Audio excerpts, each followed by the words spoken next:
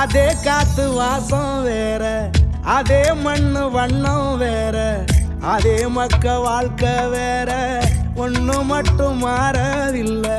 மத்த நாட்டு சுவையெல்லாமே ஒத்த வேலை உடைய போல, சுத்தமான நம்மூர் சுவையோ ஆத்தா தந்த உசுர போல. மூட்டி பாசம் கொட்டி சமைச்சது திண்டுக்கல்லு தலப்பா கட்டி, நீ ஊத்தி நேசம் கொட்டி இழுக்குது திண்டுக்கல்லு தலப்பா கட்டி.